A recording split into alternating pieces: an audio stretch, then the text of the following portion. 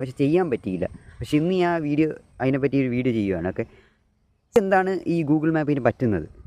ഒന്നാമത്തെ വിഷയം എന്ന് പറഞ്ഞാൽ, ഈ ഗൂഗിൾ മാപ്പ് എന്ന് പറഞ്ഞാൽ ഒരു ഒന്നര ആഴ്ച കഴിയുമ്പോഴേക്കും ഇത് അപ്ഡേറ്റ് വന്നുകൊണ്ടിരിക്കും. ഈ ഗൂഗിൾ മാപ്പ് എപ്പോഴെങ്കിലും അപ്ഡേറ്റ് വന്നുകൊണ്ടിരിക്കും. അപ്പോൾ ഈ അപ്ഡേറ്റ് നമ്മൾ ചെയ്യാതെ ഇരിക്കുവാണെങ്കിൽ എന്താ പ്രശ്നം വരുന്നതെന്ന് വെച്ച് കഴിഞ്ഞാൽ, ഇതേപോലുള്ള പ്രശ്നങ്ങൾ എറർ വരും. ഗൂഗിൾ മാപ്പ് കറക്റ്റായിട്ട് വഴി സെൻസർ ചെയ്ത് കാണിക്കത്തില്ല.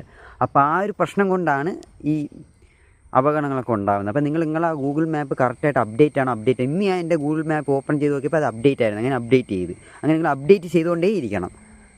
അപ്ഡേറ്റ് നോക്കണം. നമ്മൾ ഗൂഗിൾ മാപ്പ് ഇങ്ങനെ വഴി നോക്കി പോകാനായിട്ട് അത് അപ്ഡേറ്റ് ആണ്. അത് പ്ലേ സ്റ്റോറിൽ പോയിട്ടാണ് അപ്ഡേറ്റ് ചെയ്യുന്നത്. ഈ പ്രായം ചെന്നവർക്കൊന്നും ഇതിനെപ്പറ്റി വലിയ ഐഡിയ ഇല്ല. അവരാണ് ഈ ഗൂഗിൾ മാപ്പ് നോക്കി പോണത്. അപ്പോൾ ഇത് അപ്ഡേറ്റ് ആണോ എന്ന് നോക്കണം.